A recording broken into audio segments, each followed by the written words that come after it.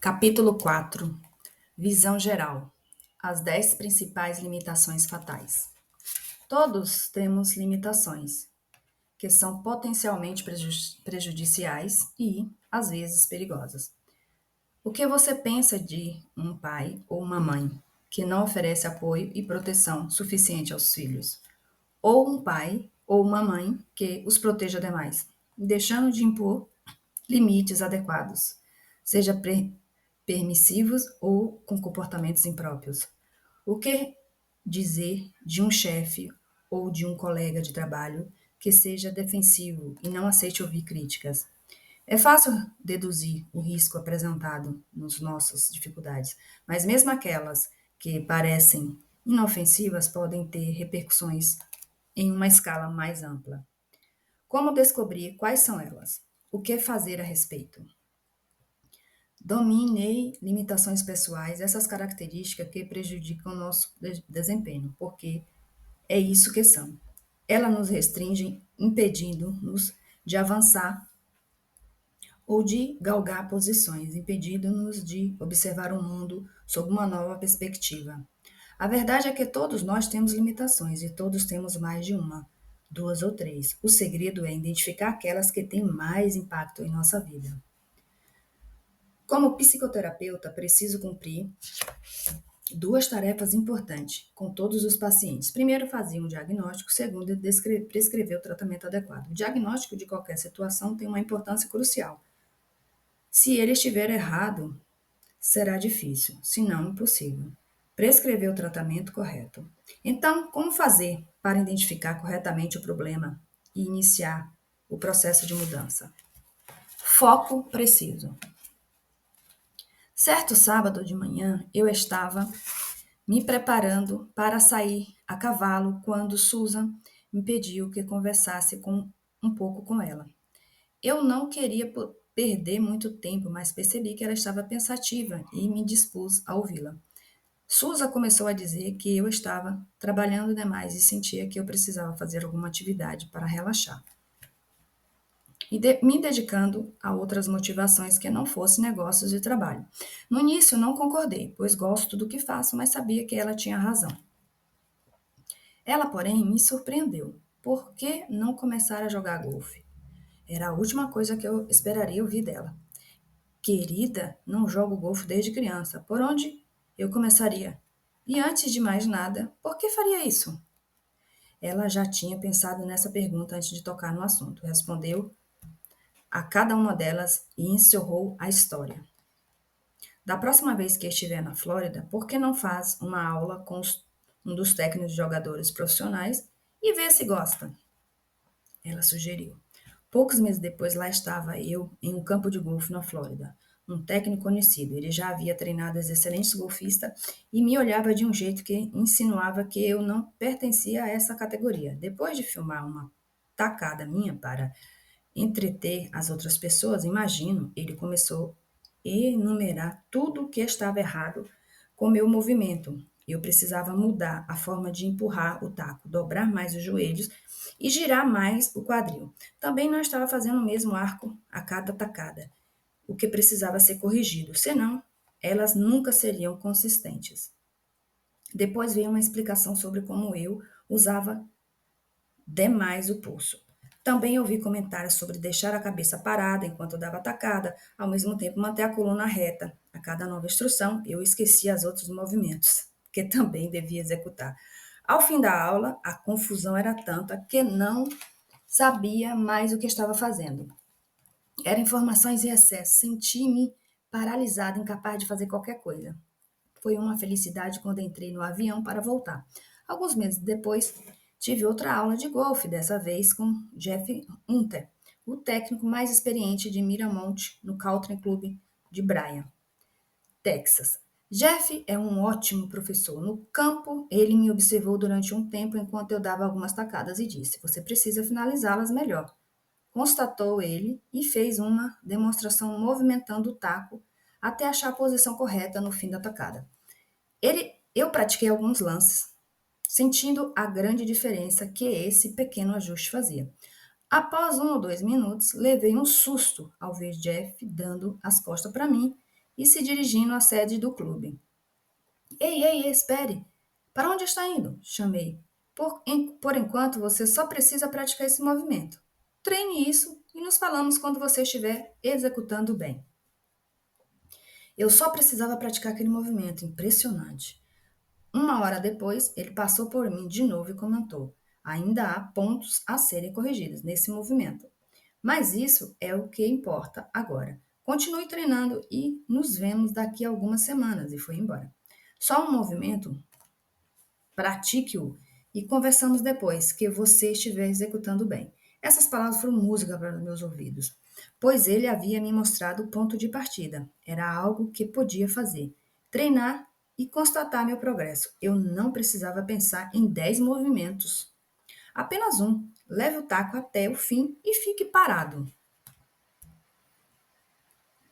Passando algum tempo, eu estava pronto para a lição seguinte. Foi ainda melhor. Ele disse que eu precisava valorizar mais minhas grandes finalizações, fazendo contato com a bola. E ela se foi de novo. A cada aula, ele acrescentava um objetivo. E é claro que fazia mais comentários do que estou reproduzindo aqui, mas a ideia era sempre a mesma. Não é possível consertar todos os movimentos ao mesmo tempo. É preciso se consertar um de cada vez.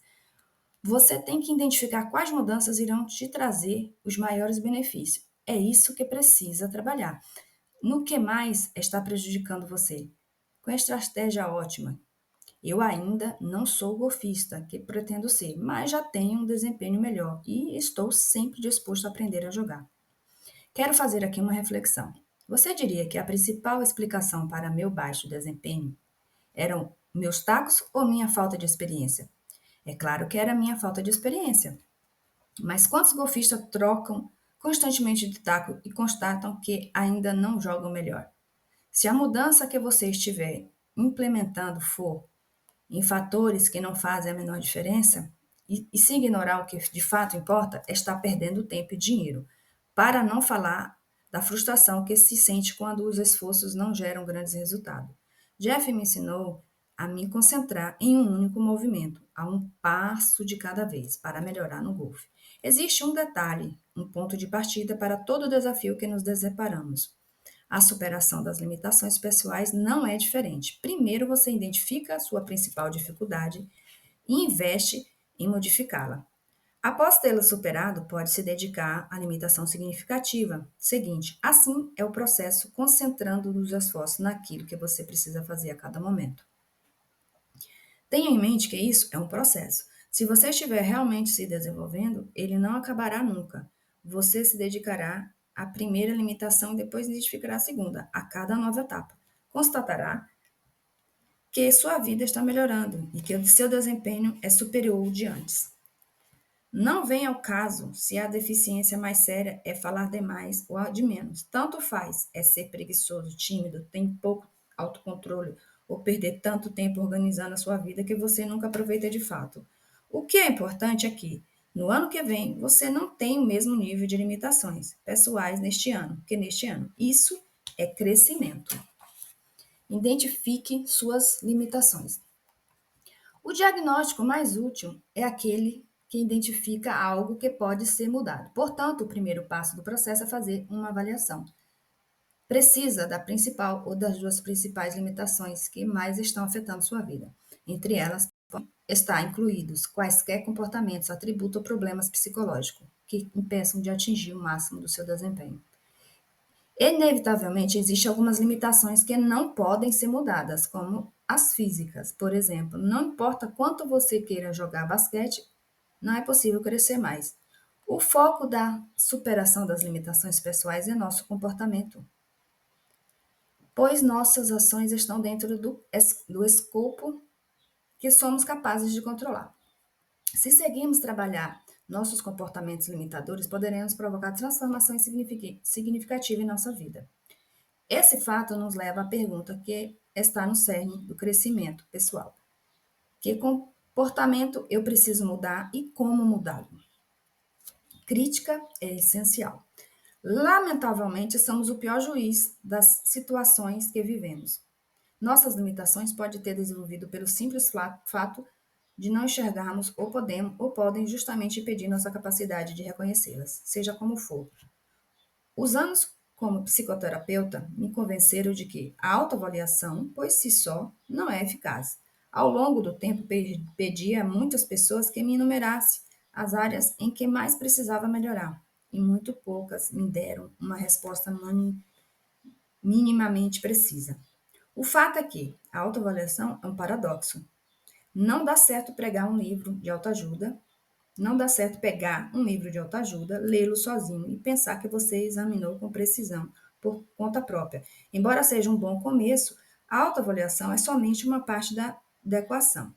Se eu vivesse sem tomar conhecimento da escrita, poderia pensar que meu cabelo é ótimo, mesmo vendo ficar mais ralo a cada ano. E que eu tenho tudo para ser um jockey campeão, o que é improvável, pois mesmo meço 1,90 m, o problema é que a realidade nem sempre confirma nossas ilusões sobre nós mesmos. E eu quero viver na realidade, pelo menos a maior parte do tempo. Como não posso me autoavaliar plenamente, preciso de opiniões alheias para construir uma imagem mais completa. Embora este livro ofereça os recursos necessários para elaborar um plano que lhe permitirá superar com sucesso suas limitações pessoais, são as pessoas à sua volta que pode possuir as principais chaves para um diagnóstico eficiente. Quando a motivação encontra a ciência. Há alguns anos, minha empresa iniciou um processo longo e rigoroso de identificação das limitações pessoais. Nós nos reunimos e comparamos dados sobre comportamentos e atitude de pessoas com alto desempenho em diversas áreas, entre as quais executivos, professores, atletas profissionais, mãe em tempo integral, assistente de administrativo, profissionais da construção civil, gerente de níveis intermediários, vendedores, médicos, administradores de fazendas. Eu queria saber que características eles tinham em comum, mas também desejava descobrir o que tornava essas pessoas diferentes das demais. Por isso, fomos além e também coletamos dados sobre aqueles com desempenho ruim. Ao analisar as informações, fizemos descoberta surpreendente. Mesmo que em ocupação diferente, os melhores profissionais apresentavam um padrão consistente em comum que os distinguiam das pessoas com baixo desempenho. Ao combinar esses dados com minhas anotações sobre estudos de caso e análises, elaboramos um processo realmente inovador e com comprovações estatísticas. Ao longo desse estudo, identificamos 10 limitações cruciais que, isoladas ou combinadas com outras, repetidamente causam os maiores danos ao crescimento pessoal, a relacionamento e carreiras. Nós a denominamos as 10 principais limitações fatais. Aqui eu as mostrei com casos e exemplos para que você as reconheça em si próprio e nos outros. O procedimento tem como objetivo propiciar um diagnóstico e uma prescrição eficiente, incluindo os passo a passo para que você dê início ao processo de superar cada dificuldade. À medida que você for lendo cada capítulo e completando cada autoavaliação, tenha em mente que as avaliações são somente uma parte do processo de identificação. Você poderá descobrir que tem muitos sintomas de uma alimentação, poucos de muitas outras, ou vários sintomas de uma deficiência, de pouca deficiência. Talvez até descubra que só tem 2 ou 3 sintomas de uma limitação pessoal, mas se esses sintomas forem vistos com frequência na cena do crime, quando surgem questões profissionais ou amorosas, cada um deles precisará ser tratado com seriedade e se você realmente deseja avançar na vida. De fato, existe algumas pessoas que não apresentam nenhuma dificuldade em nível perigoso, somente nuances de algumas limitações, que vêm à tona, sobretudo em momentos de estresse. Além disso, há uma sensação ao fim de cada capítulo dedicada a ajudar. Há uma sessão ao fim de cada capítulo dedicada a ajudar você a lidar de forma eficaz com problemas em questões ao identificá-lo em si próprio ou nas pessoas à sua volta. Todos influenciamos e exercemos efeitos sobre os outros, para melhor ou para pior. E compreender por que fazemos ou o que fazemos é um ótimo começo para ajudar outras pessoas a darem uma guinada na vida. Para você ter uma prévia da natureza dessas limitações, nós qualificamos cada uma delas. A prova de balas, excessivamente confiante. Ostra, pouco autoconfiante. Docinho de coco, superprotetor. Crítico, exigente, implicante ou rude demais. Iceberg, pouco afável. Catatônico, paixão, visão ou vigor baixos. Rolo compressor, excessivamente dominante. Tartaruga, resistente a mudanças. Vulcão, agressivo, raivoso. Rápido no gatilho, pouco autocontrole e impulsivo. Parte 2. Identificando as limitações pessoais. Qual é a sua limitação pessoal? Nos próximos capítulos, você irá aprender a respeito das 10 principais limitações que a maioria de nós enfrentamos. Porém, antes de discutirmos em detalhes cada uma delas, apresentamos uma avaliação rápida para você pensar em quais estão restringindo você e a que área precisa se dedicar mais. Você tem dificuldade em admitir um erro? Você é teimoso? Sua primeira reação à opinião dos outros é avaliar em que aspecto ela não é precisa? Nesse caso, talvez você já seja a prova de balas. Você gostaria de ser mais confiante?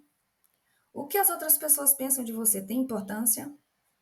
Você tem dificuldades em deixar seus erros para trás? Nesse caso, talvez você já seja uma ostra. Às vezes você é incapaz de dizer não? Você tem dificuldade em dizer o que realmente pensa? Você frequentemente se encontra envolvido em tarefas de demais e desgastando? Nesse caso, talvez você já seja um docinho de coco. Você é muito exigente consigo mesmo e com os demais? Do modo geral, você é cético com relação às ideias e opiniões? Você se recorda dos erros que outras pessoas cometem? Nesse caso, você já seja crítico. Já disseram que é difícil entender você? Já se perguntou por que outras pessoas têm relacionamentos mais profundos do que você? Você tem dificuldade em expressar afeto e emoções? Nesse caso, você já seja um iceberg. Você precisa se esforçar muito para se movimentar? Você protela muito as suas tarefas? As pessoas interpretam errado ou do seu jeito descansado de ser? Nesse caso, você já seja catatônico. Estar no controle é importante para você? Suas opiniões firmes fazem com que outras pessoas pensem que você não dá ouvido a ninguém? Você completa as frases de outras pessoas? Nesse caso, talvez você seja um rolo compressor.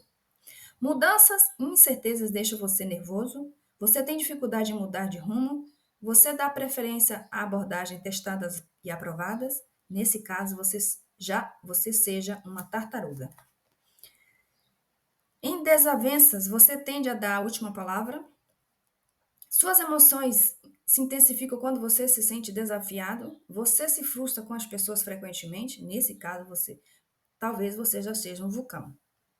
Você aprecia a espontaneidade? Você toma decisões rápidas? Você fica entediado facilmente? Nesse caso, você seja um rápido no gatilho. Capítulo 5. Limitação fatal número 1. A prova de balas. Excessivamente confiante.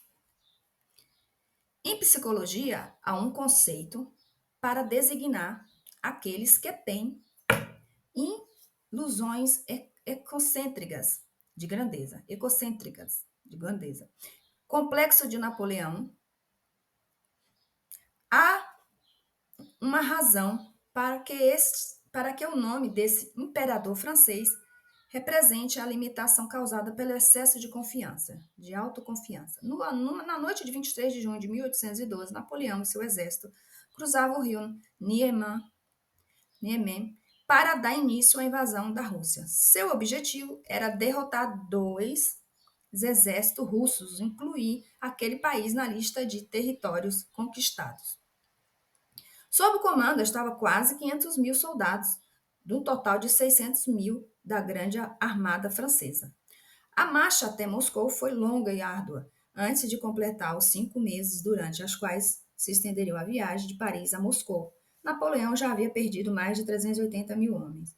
A falta de suprimentos, a devastação causada por doença, desinteria, a perda de milhares de cavalos, a carruagem, além do desânimo de tentar enfrentar um inimigo que recusava estrategicamente, destruindo tudo pelo caminho, foram minando as forças do imperador.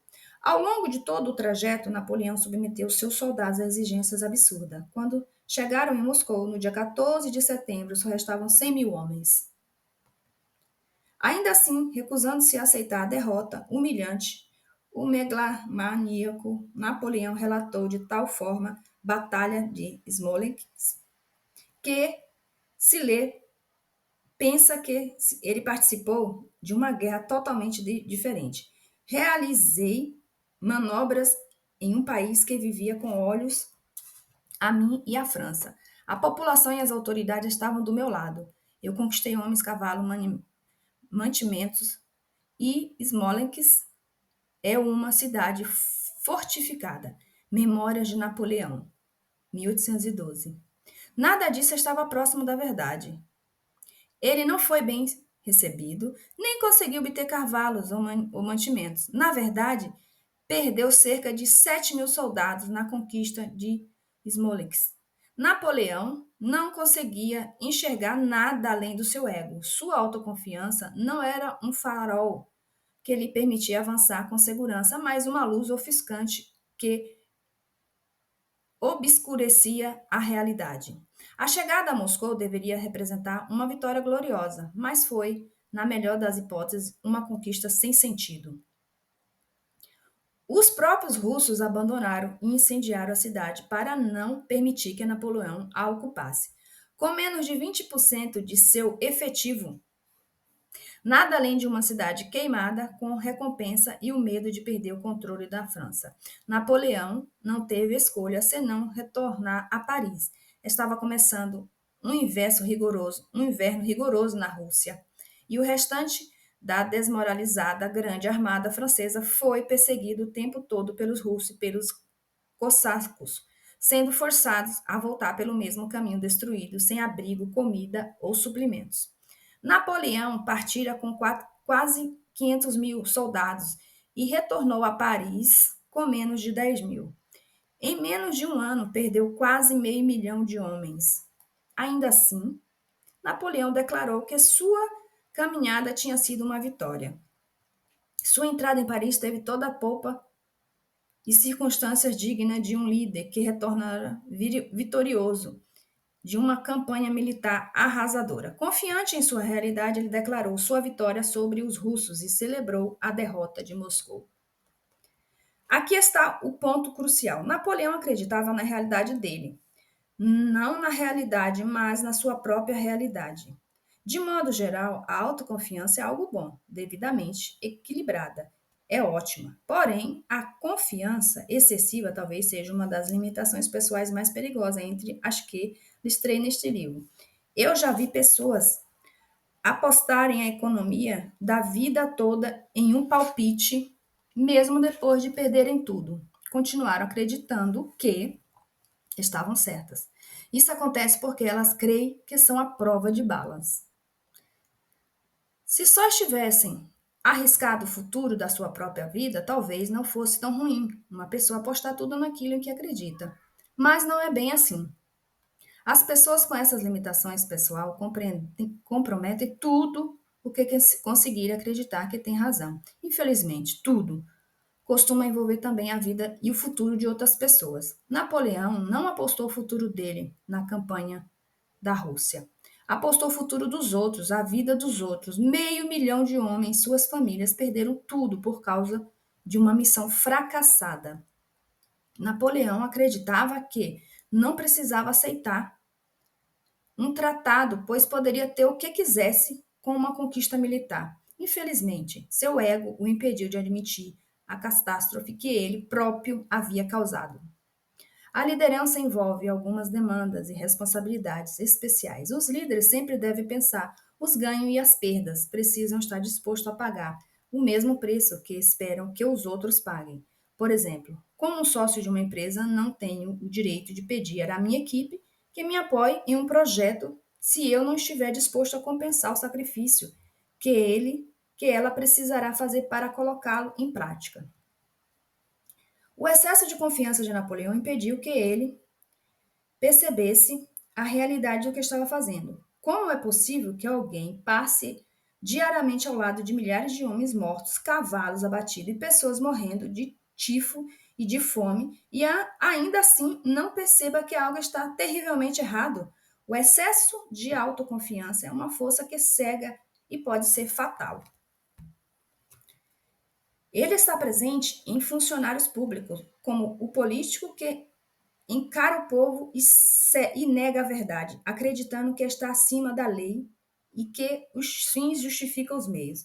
Pode ser encontrado em jovens que não aceitam a realidade de que outra pessoa venceu a competição que tinha certeza que ganharia. Em homens e mulheres que arriscam tudo o que têm e perdem, porém não conseguem ver que essa perda está diretamente vinculada à sua incapacidade de avaliar a situação com objetividade em razão do excesso de autoconfiança.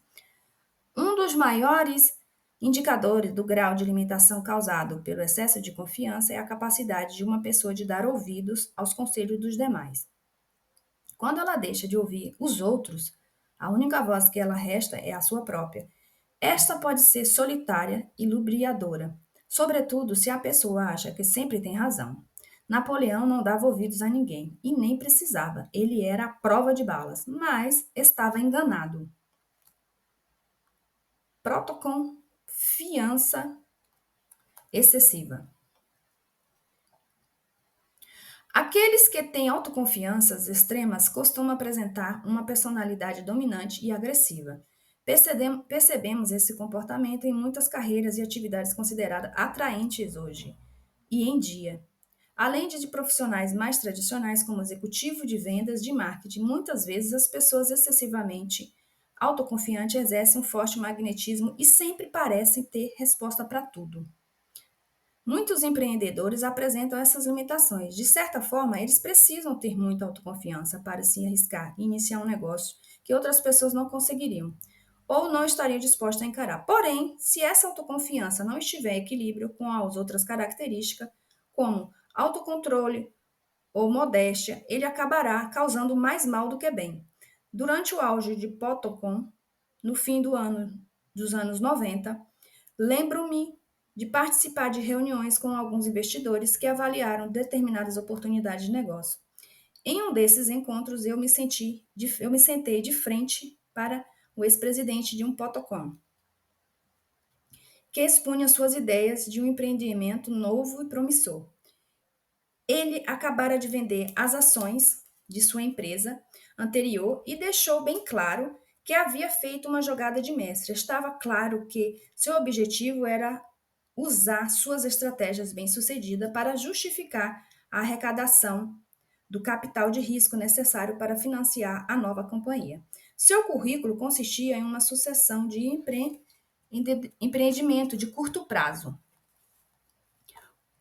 O mais marcante nele era seu jeito exibido e extravagante. Na discussão que se seguiu, perguntei sobre o plano básico de negócio, não mencionado na apresentação. Minhas dúvidas foram logo desconsideradas pela maioria dos outros participantes. Aposto que você foi o último no seu quarteirão a trocar o telefone de risco por um modelo com teclas de tom. Brincou o gênio das Potrocom. Continuaram as discussões a respeito de quanto dinheiro iriam ganhar e em que momento levava suas ideias a público. Os números que baseavam na premissa de que as pessoas visitariam em peso o novo site para saber das novidades ou oportunidades e eles venderiam o espaço para publicidade aos visitantes, ganhariam dinheiro dessa maneira. Não havia nenhuma pesquisa de mercado que justificasse os valores altos, nem qualquer das afirmações que estavam sendo feitas ali. Continuei fazendo perguntas básicas sobre a falta do plano de negócio e a respeito do padrão do empreendedor de migrar constantemente de um projeto para o outro sem permanecer tempo suficiente para não concluir nenhum deles. Todas as ideias dele vinham em volta de um estilo carismático, repleto de oportunidade e vazio de conteúdo. Porém, o apelo das Potocom, naquela época, fez com que as minhas perguntas e as dos outros colegas fossem rapidamente descartadas. No fim, muitas pessoas naquela sala compraram a ideia por causa da autoconfiança excessiva daquele empresário. Ele vendeu o projeto tão bem que elas acreditaram que só podia dar certo, mas não deu. O empreendimento custou mais de 5 milhões aos investidores antes que a empresa fechasse. E nosso elegante empresário recebeu um salário anual de 250 mil para dirigir um projeto que acabou fracassado. E fiel a seu padrão, abandonou a companhia antes que ela falisse, pois já tinha uma nova ideia que precisava oferecer a outro grupo de investidores. Embora ele tenha fechado o negócio graças a pouco mais do que seu estilo persuasivo, isso lhe custou a credibilidade e o futuro de um grupo que optaria por investir nele. Considerando que os investidores de capital de risco costumam se conhecer, certamente, em algum momento, ele cairá em sua própria cilada. É só uma questão de tempo até que ele tenha que prestar contas a si próprio. É claro, sempre se diz que tudo fica mais fácil quando se olha em retrospecto. Mas naquele momento percebi que aquele estardalhaço da Potocom acabaria sendo um fiasco. Não que eu fosse tão esperto assim, estava tudo nas minhas pesquisas. Após elaborarmos o perfil de muitos líderes das empresas Potocom, mapeamos traços de comportamento quase idênticos, sempre encabeçados por uma autoconfiança excessiva. Você é a prova de balas? Entre os sintomas a seguir, marque o que você identificar em si mesmo e some quantos pontos marcou. Eu sou um dos principais fatores do sucesso e dos feitos realizados pelas equipes das quais participo. Você dificilmente encontrará alguém que tenha um desempenho tão bom quanto o seu. Quando tenho uma ideia nova, levo-a adiante e não peço conselho aos demais para decidir o melhor rumo. Não me preocupo muito o que as outras pessoas pensam ou sentem em relação a mim. Algumas pessoas às vezes me acham arrogante, mas eu simplesmente digo as coisas como são. Eu realmente acredito nos meus palpites, mesmo quando os fatos não os confirmam. Não é raro as pessoas me dizerem que parece que não dou ouvido a elas. Quando é preciso admitir a culpa, aceito parte dela, mas enfatizo as falhas das outras pessoas. Quando entro em discordância com alguém, raramente paro a refletir de forma objetiva ou pergunto a outra pessoa exatamente de que forma contribuir para o conflito. Às vezes assumo um jeito de superioridade ao expressar minhas opiniões. Você tem tendência a ser a prova de balas? Faça uma reta no seu caderno e numere de 0 a 10. 0, tendência menos provável. E 10, tendência mais provável. E marque a seguir seu valor total. Sou a prova de balas? Socorro. Eu tenho um desafio interessante. Tento convencer as personalidades mais fortes de que precisam fazer alguns ajustes. É como tentar vender gelo a um esquimó.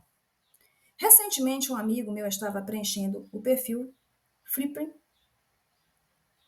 e me deparou com a palavra teimoso. Ele não sabia se a palavra se aplicaria mesmo a ele. Então perguntou à mulher: Querida, eu sou teimoso? Após alguns segundos de silêncio, a resposta ficou evidente. Como assim? Ele questionou. Não, sou teimoso? Se alguém tiver uma opinião diferente da minha e apresentar um argumento que faça sentido para mim, posso adaptar meu ponto de vista sem problemas. Isso não é ser teimoso. Após mais alguns segundos de silêncio, a resposta, a outra veio, mostrou clara. Muita gente razoável passa a impressão de ser teimoso. A impressão significa realidade. Sendo assim, uma questão se examinar é a do aprendizado. Você se considera alguém a quem as respostas ensinam coisas com facilidade? E os demais concordam ou acham que se ensinar algo a você, a missão é impossível?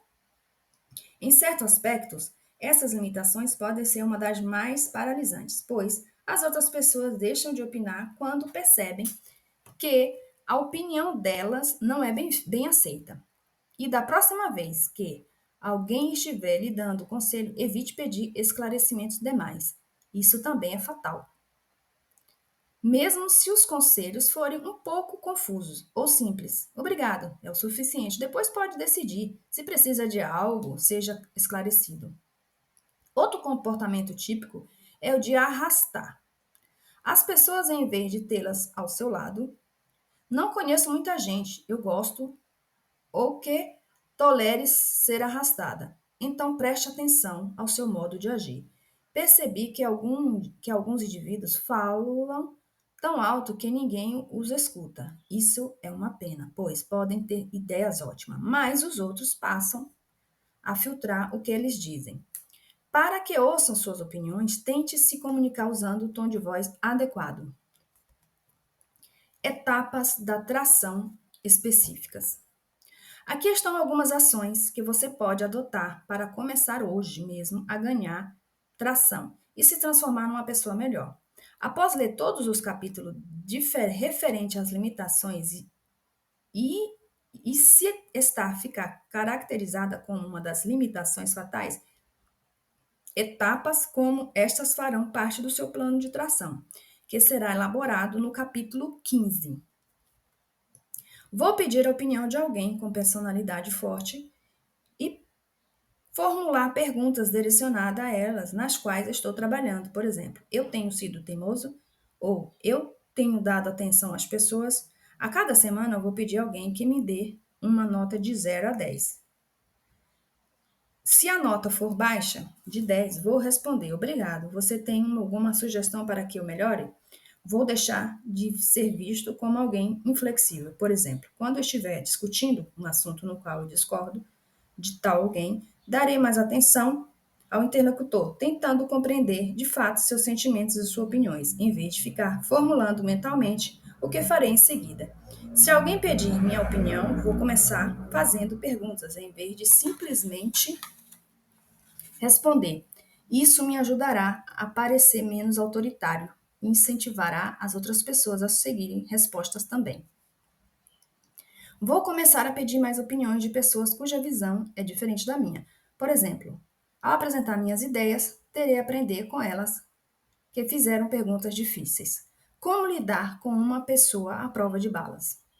Para lidar de forma eficiente com alguém assim, é sempre importante mostrar que se admira a pessoa. Toda limitação, ainda que extrema, contém alguns aspectos positivos, portanto, dê opiniões positivas também. Alguns pontos favoráveis que podem ser enfatizados. As pessoas à prova de balas é confiante, segura e independente. Para persuadi-la, tente fazer com que a ideia ou dedicação pareça ser dela. Procure uma abordagem que inclua frases como: você disse algo parecido com isso um tempo atrás e estou desenvolvendo a ideia. Em vez de afirmar qual o resultado que você espera, faça uma pergunta ou apresente uma situação em que a pessoa chegue à conclusão que você deseja. Se ela expressar uma opinião, lembre-se de reforçá-la e de evitar contradizê-la enfaticamente. Uma das melhores maneiras de lidar com alguém que tem essa limitação é ouvir o que ela tem a dizer, concordar e explicar que você tem mais algumas informações que pode ajudar. Use essas informações para auxiliar a pessoa a perceber onde ela se engana ou porque está indo na direção errada. Mas deixe claro que seu objetivo é o sucesso dela. Ser inflexível ou ríspido com indivíduos que têm esse perfil raramente dá certo e podem causar conflitos, gerando ressentimentos de sua parte. Embora as pessoas à prova de bala sejam insistentes, isso não significa que sejam más ou mal intencionadas. Porém, às vezes precisam de ajuda até adotarem uma perspectiva diferente.